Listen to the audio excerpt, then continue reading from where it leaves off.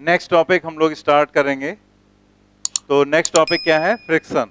तो फ्रिक्शन में जो कॉन्सेप्ट हम लोगों ने न्यूटन्स लॉ ऑफ मोशन में पढ़े हैं वही कॉन्सेप्ट यहाँ पर यूज करने हैं, बस एक और फोर्स यहाँ पर आएगा, क्योंकि न्यूटन्स लॉ ऑफ मोशन में हम लोगों ने जो भी सरफेसेस कहीं पर भी देखी वो सब क्या थी? स्मूथ सरफेस थी। यहाँ पर रफ सरफेस का कॉन्सेप्ट आ जाएगा जहां पर फ्रिक्शनल फोर्स एक्ट करेगा। तो पहले हमें इसमें समझना है कि फ्रिक्शन क्या है और उसके लिए कैसे हम उसे अप्लाई करेंगे किसी भी बॉडी पर, और किसी भी सरफेसेस के बीच कैसे फ्रिक्शन जनरेट होता है, वो सारी बातें समझ लेंगे। एंड देन इसके बाद हम लोग धीरे धीरे इसमें केसेस वगैरह देखेंगे।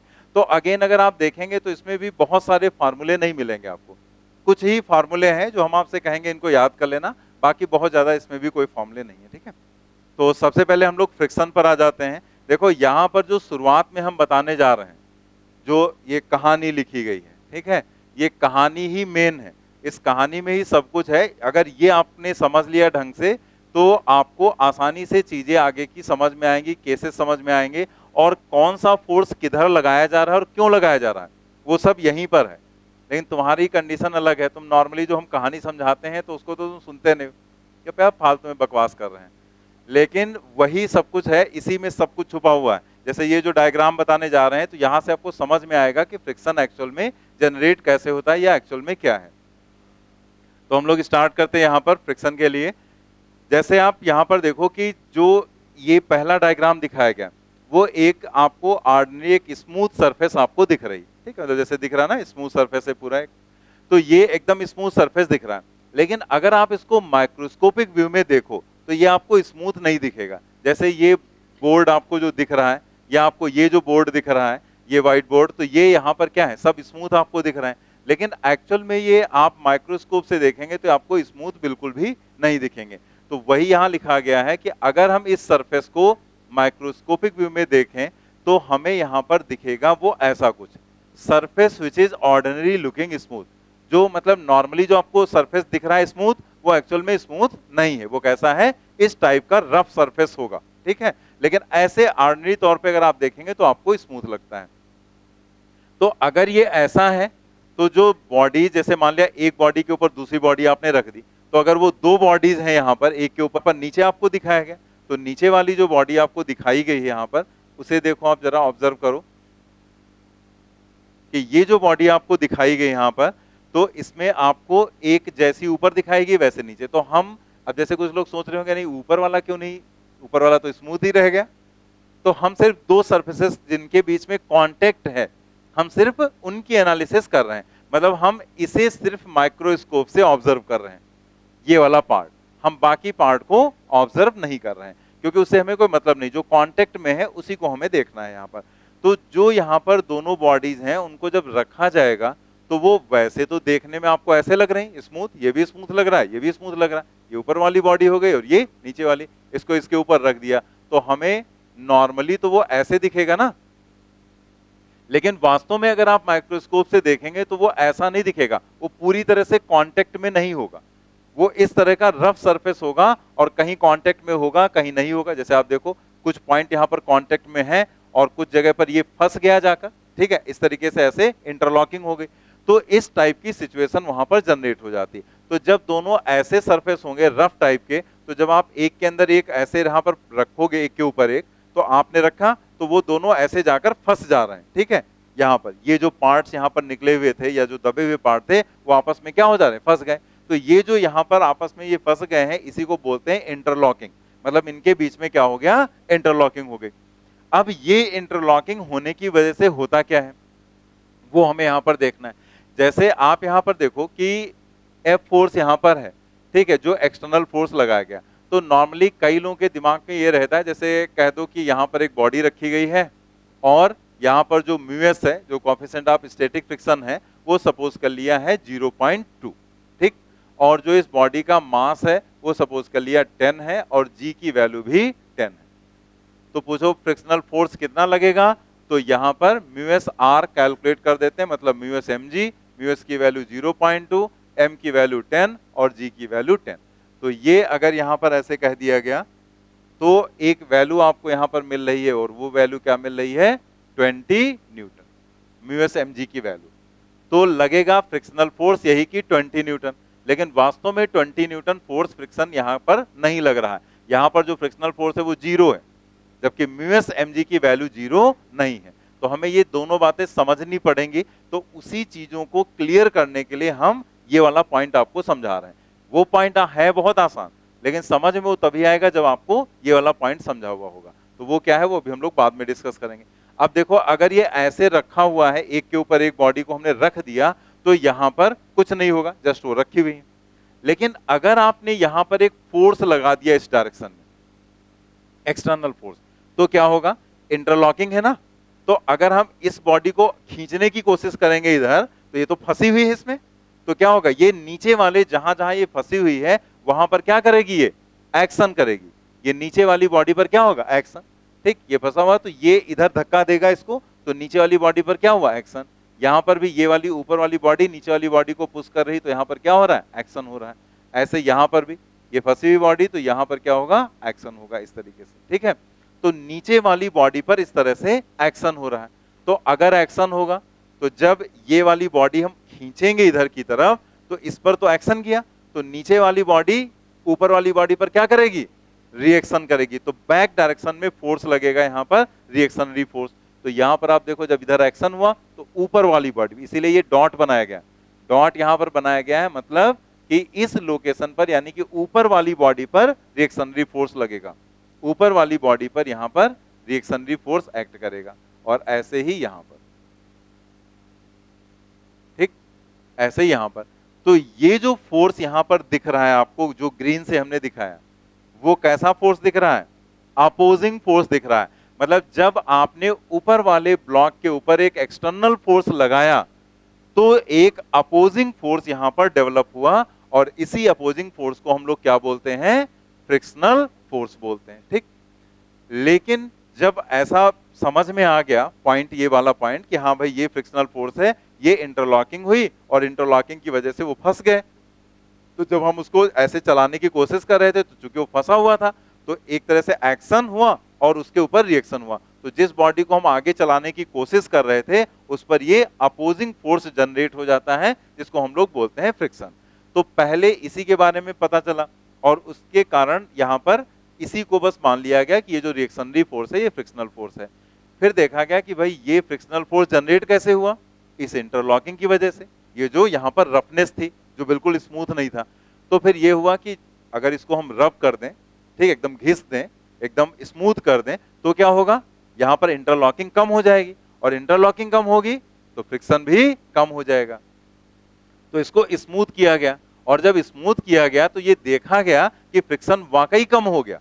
ठीक है, जैसे ही उसको स्मूथ करके फिर से वापस चेक किया गया, तो देखा गया फ्रिक्शन कम हो गया। तो चूंकि हम लोग तो इंसान है लालची, ठीक है, तो जब वहां पर स्मूथ किया गया, तो स्मूथ किया गया, तो उसके बाद देखा गया जब फ्रिक्शन कम है तो सोचा और स्मूथ कर देते हैं, फ्रिक्शन एकदम गायब ही हो जाएगा। तो और ज्यादा स्मूथ कर दिया गया, और जब ज्यादा स्मूथ कर दिया गया तो फ्रिक्शन घटने की बजाय बढ़ गया वहां पर। मतलब उसको घटना चाहिए था, लेकिन वो क्या हुआ? इंक्रीज कर गया वहां पर। तो जब इंक्रीज कर गया, तब ये सोचा गया कि इसका मतलब जो हमारा कॉन्सेप्ट था वो एक्शन रिएक्शन का, उसमें कुछ तो प्रॉब्लम थी। क्योंकि अगर वो प्रॉब्लम नहीं होती, वही फ्रिक्शन होता, तो हम जितना ज्यादा स्मूथ करते उतना ही कम फ्रिक्शन होता चला जाता। ठीक है, लेकिन हुआ क्या कि पहले तो फ्रिक्शन घटा, लेकिन बाद में ज्यादा स्मूथ करने से वो घटने की बजाय क्या हुआ? बढ़ गया। तो फिर से कॉन्सेप्ट को रिवाइज किया गया, और तब यहां पर पाया गया कि फ्रिक्शन सिर्फ इस रिएक्शनरी फोर्स की वजह से नहीं था, ये भी था, इसके अलावा कुछ और भी था जिसने स्मूथ करने पर फ्रिक्शन को बढ़ाया था, यानी कि फ्रिक्शन में कुछ और भी शामिल था वहां पर। तो ये ऑब्जर्व किया गया कि जहां जहां पर ये कांटेक्ट पॉइंट है, जैसे यहां पर कांटेक्ट, यहां पर कई जगह पर कांटेक्ट दिख रहा है आपको, यहां पर कांटेक्ट्स आपको दिख रहे हैं कई जगह पर, यहां पर कांटेक्ट दिख रहे हैं, कई कई जगह पर कांटेक्ट्स नहीं बिल्कुल दिख रहे हैं। तो यहां पर भी कांटेक्ट दिख रहा है, ये लोकेशन, ये यहां पर बहुत जगह पर कांटेक्ट्स दिख रहे हैं, यहां पर फिर नहीं दिख रहा है, फिर यहां पर कांटेक्ट्स दिख रहे हैं। ठीक, तो ये जहां जहां पर ये आपस में टच में आ गए, कांटेक्ट में आ गए, तो वहां पर क्या होता है? इंटरमॉलिक्यूलर बॉन्ड बन जाते हैं। इंटरमॉलिक्यूलर बॉन्ड मतलब इसके मॉलिक्यूल के साथ बॉन्ड बना लेते हैं। ठीक है, और वो जो बॉन्ड यहां पर आपस में बना लेते हैं, उन बॉन्ड्स की वजह से यहां पर ये प्रॉब्लम हुई थी। क्योंकि अगर बॉन्ड बने हुए हैं तो जब आप इसको आगे की तरफ मूव कराने की कोशिश करोगे तो यहां पर क्या होगा, इन बॉन्ड्स को तोड़ना पड़ेगा ना। तो अगर रफ सरफेस होगी तो कांटेक्ट कम होंगे, जैसे अगर रफ सरफेस है तो कांटेक्ट कम होंगे, तो कम बॉन्ड्स आपको दिखेंगे, यानी कि चलाने के लिए आपको कम बॉन्ड तोड़ने पड़ेंगे। तो शुरुआत में क्या हुआ कि जब यहां पर इंटरलॉकिंग थी और उसके साथ में इन बॉन्ड्स को भी ब्रेक किया गया होगा, ठीक है। जो यहां पर चूंकि इंटरलॉकिंग यहां पर ज्यादा दिख रही थी हमें, तो यहां पर बॉन्ड बनने के चांसेस कम थे, क्योंकि काफी जगह पर आप देखो यहां पर कहीं कोई कांटेक्ट ही नहीं, कोई कांटेक्ट नहीं, यहां नहीं कांटेक्ट, यहां नहीं, यहां देखो यहां से लेकर यहां तक कोई कांटेक्ट ही नहीं आपको दिख रहा है। तो कुछ ऐसी ही सिचुएशन वहां जनरेट हो जाती है। तो जहां कांटेक्ट नहीं वहां कोई मॉलिक्यूलर बॉन्ड नहीं बनेगा, और जहां जहां कांटेक्ट है वहां बॉन्ड बन गए। तो इसका मतलब जब हम इसको चलाते हैं आगे की तरफ एक्सटर्नल फोर्स लगाकर, तो हमें दो फोर्सेस के अगेंस्ट काम करना पड़ता है। पहले हमारे दिमाग में क्या था, सिर्फ एक फोर्स, कौन सा, रिएक्शनरी फोर्स। लेकिन बाद में जब ये चीज पता चली तो ये लगा यहां पर हमें दो फोर्सेस के अगेंस्ट काम करना पड़ता है। एक तो ये इंटरलॉकिंग, इसको भी हमें ओवरकम करना पड़ता है, और दूसरा ये जो यहां पर है इनको भी हमें तोड़ना पड़ता है, और तब हम इसको मूव करा पाएंगे इस नीचे वाले के ऊपर। ठीक है, समझ गए ना। तो हमें ये बॉन्ड्स भी ब्रेक करने पड़ते हैं। तो हुआ क्या था कि हम लोगों ने इसको ज्यादा रब कर दिया था ना, तो ज्यादा रब करने से क्या हुआ, इंटरलॉकिंग तो कम हो जाएगी अगर बहुत ज्यादा आप घिस दोगे, लेकिन जब बहुत स्मूथ हो जाएंगे तो कांटेक्ट पॉइंट बढ़ जाएंगे। भाई ये ऐसे जो फंसे हुए थे ऊपर नीचे थे तो वो एकदम स्मूथ कर दिया ना, तो जब बहुत स्मूथ हो जाएंगे तो एक के ऊपर एक रखोगे तो बहुत सारे पॉइंट कांटेक्ट में आ जाएंगे, और जितने ज्यादा पॉइंट कांटेक्ट में आएंगे उतने ज्यादा बॉन्ड बन जाएंगे वहां पर। ठीक, तो इसका मतलब स्टार्टिंग में जब थोड़ा सा रब किया था तब तो फ्रिक्शन घट गया।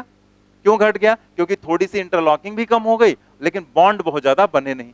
लेकिन जब हमने बहुत ज्यादा स्मूथ कर दिया तो इंटरलॉकिंग तो कम हो गई लेकिन बॉन्ड्स की संख्या बढ़ गई, और इसकी वजह से फ्रिक्शन बहुत ज्यादा बढ़ गया। तो अगर आपसे कोई कहे कि किन्हीं भी दो सरफेसेस को अगर हम स्मूथ करते हैं तो उनके बीच जो फ्रिक्शन है उस पर क्या इफेक्ट पड़ता है, वो डिक्रीज करता है या इंक्रीज कर जाता है, या फर्स्ट इंक्रीजेस देन डिक्रीजेस, या first decreases then increases, first decreases and then increases. ठीक है, तो ये आंसर देंगे। अगर ये लिख देंगे कि हाँ हमने उसको रब कर दिया, स्मूथ कर दिया तो फ्रिक्शन डिक्रीज कर जाता है, तो ये गलत होगा। अगर उसमें ये ऑप्शन दिया गया है कि first decreases and then increases, तो उसी को आपको टिक करना पड़ेगा। ठीक है, तो ये थ्योरेटिकल क्वेश्चन यहां से बन सकता है। तो क्लियर हो गया ना। तो यानी कि जो फ्रिक्शन है वो अपोजिंग फोर्स तो है, लेकिन उस अपोजिंग फोर्स में दो फोर्स शामिल हैं, एक ड्यू टू इंटरलॉकिंग और दूसरा बॉन्डिंग फोर्स। तो आप देखो यहां पर क्या लिखा गया है, opposing force set up between the surfaces of contact when one body slides or tends to do so on the other body is called frictional force। अब यहां पर जरा ध्यान दो क्या लिखा गया है, one body slides or tends to do so, मतलब ये कोई जरूरी नहीं होता है कि एक बॉडी दूसरे पर स्लाइड ही करे, स्लाइड करे और या ऐसा करने की कोशिश करे। मतलब आप ऐसे सोचो कि जैसे यहां पर आप फोर्स लगाएंगे, तो जब आप फोर्स लगाएंगे तो हो सकता है ये चले ना। भाई जैसे कई बार होता है ना कि यहाँ पर कोई बॉक्स रख दें हम, अब हम उस बॉक्स को खींचे, जैसे ये टेबल खींचे या हम उस बॉक्स को अगर हम खींचे, तो अगर हम उस बॉक्स को खींचते हैं तो ऐसा नहीं होता कि तुरंत चल देता है। तो कई बार हम फोर्स तो लगा रहे होते हैं लेकिन वो नहीं चलता है, तो हमें बहुत ज्यादा फोर्स लगाना पड़ता है। तो वही कंडीशन है कि आपने एक्सटर्नल फोर्स अप्लाई किया, और अगर एक्सटर्नल फोर्स अप्लाई करोगे तभी यहां पर ये मूव करने की कोशिश करेगी। तब क्या होगा, ये एक्शन रिएक्शन जनरेट होगा और वो बॉन्ड्स जो है नीचे वाली बॉडी के बॉन्ड ऊपर वाली बॉडी को अपनी तरफ खींचेंगे। तो दोनों अपोजिंग फोर्स डेवलप होंगे कब, जब आप ये फोर्स लगाओगे। और अगर आपने ये फोर्स नहीं लगाया तो क्या कोई एक्शन रिएक्शन जनरेट होगा, यानी कि कोई फ्रिक्शनल फोर्स एक्ट नहीं करेगा। मतलब ये जो एग्जाम्पल हमने लिखा था तो इसमें म्यूएस एमजी की वैल्यू तो 20 न्यूटन है, लेकिन अगर आपसे यहां पर पूछा जाए बताओ इस बॉडी पर कितना फ्रिक्शन एक्ट कर रहा है, कितना एक्ट कर रहा है, 0, अभी भी तुम्हें डाउट है, इतना समझाने के बाद भी डाउट है कि जब यहां एक्सटर्नल फोर्स आपने देख क्या है, कोई एक्सटर्नल फोर्स लग रहा है, नहीं लग रहा। आपका mg डाउनवर्ड लगेगा, रिएक्शनरी फोर्स ऊपर, वो दोनों बैलेंस हो जाएंगे। क्या ये बॉडी किधर भी चलने की कोशिश कर रही है, नहीं चल रही। इसका मतलब क्या हुआ कि इस पर किसी तरह का कोई एक्सटर्नल फोर्स एक्ट नहीं कर रहा है, और इस तरह से अगर कंडीशन है तो आपसे पूछा जाए बताओ इस पर फ्रिक्शनल फोर्स कितना एक्ट कर रहा है, 0, जबकि म्यू एस एम जी की वैल्यू क्या है 20 न्यूटन। तो हमें यही समझना है कि ये म्यू एस एम जी है क्या। फिर अगर ये फ्रिक्शनल फोर्स नहीं है तो ये म्यू एस एम जी क्या निकालते थे हम, या ये क्या निकाला जाता है, जबकि यहां पर है म्यू एस एम जी तो 0 है नहीं, लेकिन हम फ्रिक्शनल फोर्स क्या बता रहे हैं 0। इसका मतलब यहीं से हम समझ गए कि फ्रिक्शनल फोर्स अलग चीज है और म्यू एस एम जी कुछ अलग है। तो हमें ये बात समझनी पड़ेगी कि what is mu s m g and what is frictional force. तो हम म्यू एस एम जी तो अभी नहीं समझ पाए क्या है, लेकिन हम फ्रिक्शनल फोर्स तो समझ गए कि फ्रिक्शनल फोर्स क्या है, कि जब किसी बॉडी को हम मूव कराते हैं या मूव कराने की हम कोशिश करते हैं किसी रफ सरफेस के ऊपर, तो उस पर जो ये अपोजिंग फोर्स डेवलप होता है इसी को हम क्या बोलते हैं, फ्रिक्शनल फोर्स। अब ये म्यू एस एम जी क्या है वो भी हम आगे समझेंगे। तो वही लिखा गया है, opposing force set up between the surfaces of contact when one body slides or tends to do so on the other body is called frictional force। इतना पॉइंट क्लियर हो गया ना। आप ध्यान रखना क्योंकि कॉन्सेप्ट यहां भी है, बाकी कॉन्सेप्ट के अलावा और कुछ नहीं, फार्मूले वही इक्का दुक्का फॉर्मूले यहां पर हैं। फ्रिक्शन, अब फ्रिक्शन में दो चीजें हमने देखी कि फ्रिक्शन किस वजह से जनरेट हुआ, is due to interlocking, is due to bonding at contact points. ठीक है, कॉन्टेक्ट पॉइंट पर जो बॉन्डिंग है उसकी वजह से और इंटरलॉकिंग की वजह से यहां पर फ्रिक्शन जनरेट हुआ है। ठीक है, friction force is an electromagnetic force but it mainly involves electric force between atoms और मॉलिक्यूल्स। जो फ्रिक्शनल फोर्स है वो एक्चुअल में तो इलेक्ट्रोमैग्नेटिक फोर्स है, जैसे जो इंटरमॉलिक्यूलर बॉन्ड्स हैं, तो जैसे कोई भी मॉलिक्यूल है, फिर मॉलिक्यूल के अंदर क्या होंगे, एटम्स होंगे, एटम के अंदर क्या होगा, न्यूक्लियस होगा, और चारों तरफ क्या होंगे, इलेक्ट्रॉन घूम रहे होंगे। ठीक है, तो अगर इलेक्ट्रॉन घूम रहे हैं तो इलेक्ट्रॉन तो एक चार्ज है, नेगेटिवली चार्ज, और जब कोई चार्ज घूमता है तो वो अपने चारों तरफ एक मैग्नेटिक फील्ड जनरेट करता है, हम लोग आगे पढ़ेंगे मूविंग चार्ज की कंडीशन में। और जो पॉजिटिव चार्ज है यहाँ पर स्टेशनरी है, तो ये पॉजिटिव चार्ज एक इलेक्ट्रिक फील्ड जनरेट करेगा। मूविंग जो इलेक्ट्रॉन है वो इलेक्ट्रिक फील्ड के साथ साथ मैग्नेटिक फील्ड भी जनरेट कर देगा। तो इस तरह से यहाँ पर इलेक्ट्रिक और मैग्नेटिक दोनों तरह की फील्ड्स जनरेट हो जाएंगी, और इसी तरह से दूसरे बॉडी के मॉलिक्यूल्स में भी होगा। तो इनके बीच एक इंटरेक्शन फोर्स जनरेट हो जाता है जो कि एक्चुअल में इलेक्ट्रोमैग्नेटिक होता है। मतलब जैसे ये एक सरफेस हो गई, यहां पर एक ऊपर वाली सरफेस हो गई और एक ये नीचे की सरफेस हो गई, जैसे थोड़ा सा नीचे से दिखा दिया। तो ऐसे समझ लो जैसे अगर हम इसका एक मॉलिक्यूल देखें, एटम देखें, और एक इसका एटम देखें, तो अगर हम यहां पर कोई भी दो एटम ऐसे देख रहे हैं तो इस एटम, जैसे ये एटम तो बहुत छोटा होता है ना, ऐसे समझाने के लिए बना दिया, तो इसमें क्या होगा, इसमें प्लस होगा, इसमें भी प्लस होगा, और इसमें इलेक्ट्रॉन होंगे और इसमें भी इलेक्ट्रॉन होंगे। तो प्लस माइनस को अट्रैक्ट करेगा और प्लस को रिपेल करेगा। ऐसे ही इलेक्ट्रॉन माइनस को माइनस क्या करेगा, रिपेल करेगा, लेकिन माइनस प्लस से अट्रैक्ट होगा। तो एक इंट्रैक्शन फोर्स जनरेट हो जाता है और वही यहां पर बॉन्ड्स बना देता है। तो वो जो है उसके डिटेल में हम नहीं जा रहे हैं, हमने आपको एक रफ आइडिया यहां पर दे दिया, क्योंकि उसके डिटेल में जाने का कोई बेनिफिट है नहीं, उस चीज को पढ़ने का हमारे लिए कोई मतलब है नहीं, इसलिए उन बॉन्डिंग फोर्स के अंदर नहीं जा रहे हैं बिल्कुल एग्जैक्ट में। तो थोड़ा सा एक आइडिया तो लग ही गया होगा ना कि इंटरमॉलिक्यूलर बॉन्ड्स जो हैं वो कैसे होते हैं, इलेक्ट्रोमैग्नेटिक। तो यहां पर वही लिखा गया है कि फ्रिक्शनल फोर्स जो है वो मेनली इलेक्ट्रोमैग्नेटिक है, लेकिन उसमें ज्यादा जो इन्वॉल्वमेंट है वो किसका है, इलेक्ट्रिक फोर्स का। इलेक्ट्रिक फोर्स जो है वो स्ट्रॉन्ग फोर्स होते हैं, तो इलेक्ट्रिक फोर्स का ज्यादा इन्वॉल्वमेंट है। तो जैसे पहले बहुत सारे एग्जाम्स होते थे, तो मेडिकल के ही एक एग्जाम में क्वेश्चन पूछा गया था कि जो फ्रिक्शनल फोर्स है वो क्या है, तो उसने लिख दिया, एक में उसने लिख दिया कि वो है ग्रेविटेशनल फोर्स, दूसरे में उसने लिख दिया वो है न्यूक्लियर फोर्स, तीसरे में उसने लिख दिया वो है इलेक्ट्रिक फोर्स, और एक में उसने लिख दिया वहां पर कि वो है मैग्नेटिक फोर्स। अब यहां पर कंफ्यूजन हो गया ना कि इसमें इलेक्ट्रोमैग्नेटिक तो है ही नहीं, जबकि वो है कैसा, इलेक्ट्रोमैग्नेटिक। तो अगर ऐसे ऑप्शन उसने दे दिए तो हमें इन्हीं दोनों में से चूज करना, क्योंकि न्यूक्लियर या ग्रेविटेशनल फोर्स तो वो है नहीं, वो है इलेक्ट्रोमैग्नेटिक। तो इसमें लिखा गया है मेनली, ज्यादा पार्ट उसमें किसका है, इलेक्ट्रिक का, इसलिए हम इलेक्ट्रिक फोर्स को यहां पर टिक कर देंगे, मैग्नेटिक को टिक नहीं करेंगे। लेकिन अगर इसमें इलेक्ट्रोमैग्नेटिक वो दे देता तब तो हमारे लिए कोई कंफ्यूजन ही नहीं था, तब तो हम इलेक्ट्रोमैग्नेटिक टिक कर देते। तो अगर इलेक्ट्रोमैग्नेटिक ऑप्शन में प्रेजेंट नहीं है तो आप इलेक्ट्रिक फोर्स टिक करेंगे, इसलिए इसमें लिख दिया गया it mainly involves electric force. ठीक है, तो ये एक एग्जाम में ही क्वेश्चन पूछ दिया गया था, इसीलिए मैंने इस तरीके से आपको यहां पर बता दिया। अदरवाइज देखा जाए तो वो कैसा है, इलेक्ट्रोमैग्नेटिक फोर्स। ठीक है।